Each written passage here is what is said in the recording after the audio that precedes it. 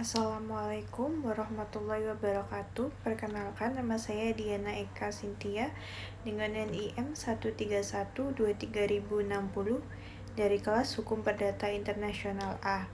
Di sini saya akan menjelaskan tentang legal opinion saya terkait analisis hukum perdata internasional terhadap permohonan eksekuator putusan arbitrase asing, studi kasus KCAB Korea Selatan versus perusahaan di Indonesia.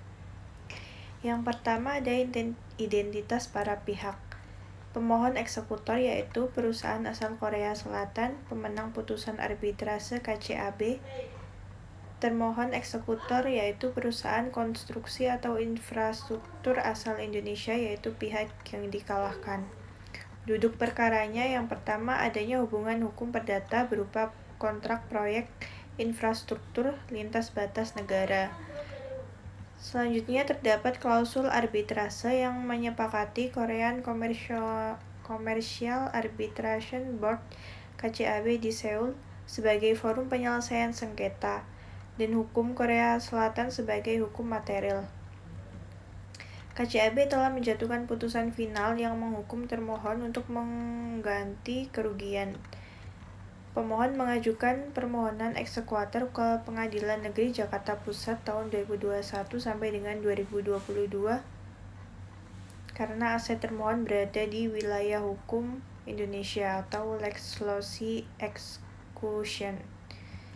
Isu hukumnya yang pertama, apakah Pengadilan Negeri Jakarta Pusat memiliki kewenangan untuk mengakui dan melaksanakan putusan arbitrase KCAB? Yang kedua, bagaimana penerapan kualifikasi HPI dan titik taut dalam perkara ini?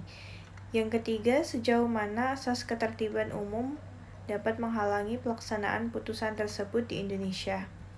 Dasar hukumnya ada 3. Yang pertama, Konvensi New York 1958 tentang pengakuan dan pelaksanaan putusan arbitrase asing yang telah diratifikasi melalui Kepres nomor 34 tahun 1981. Yang kedua ada Undang-Undang Nomor 30 Tahun 1999 tentang arbitrase dan alternatif penyelesaian sengketa, khususnya pasal 65 sampai dengan pasal 69. Yang ketiga ada Perma Nomor 1 Tahun 1990 tentang tata cara pelaksanaan putusan arbitrase asing. Analisis hukum yang pertama, kualifikasi HPI dan titik taut. Perkara ini secara murni adalah perkara HPI karena mengandung unsur asing. Kualifikasi hukumnya, hubungan hukum dikualifikasikan sebagai sengketa kontrak komersial internasional. Pengadilan Indonesia menggunakan asas lex fori untuk memproses permohonan eksekuator. Selanjutnya, titik taut primer, perbedaan domisili para pihak Korea Selatan dan di Indonesia. Titik taut sekunder yaitu lex loci arbitri berada di Seoul, namun lex loci execution lokasi aset berada di Indonesia yang memberikan kewenangan atributif bagi PN Jakarta Pusat. Selanjutnya, penerapan asas lex loci arbitri dan pacta sunt servanda. Berdasarkan prinsip HPI, Hakim Indonesia wajib menghormati validitas proses arbitrase di Korea Selatan. Sesuai asas pacta sunt servanda, pilihan forum KCAB adalah undang-undang bagi para pihak. Pengadilan Indonesia tidak diperkenankan untuk pemeriksaan kembali terhadap pokok perkara, melainkan hanya memeriksa syarat formal eksekuator sebagaimana diatur dalam pasal 66 Undang-Undang Nomor 30 Tahun 1999, meliputi lembar asli atau salinan otentik putusan KCAB, lembar asli atau salinan otentik perjanjian atau kontrak yang memuat klausul arbitrase, terjemahan resmi dalam bahasa Indonesia yang telah dilegalisasi dan keterangan dari Kedutaan Indonesia di Korea yang menyatakan bahwa Korea dan Indonesia memiliki hubungan diplomatik dan terikat pada konvensi internasional yang sama. Yang ketiga ada batasan asas ketertiban umum. Meskipun termohon, pihak Indonesia biasanya menggunakan alasan ketertiban umum untuk menolak Mahkamah Agung dalam banyak jurisprudensi, termasuk praktik tahun 2020 sampai dengan 2022 sangat berhati-hati. Putusan tidak akan ditolak hanya karena merugikan perusahaan dalam negeri.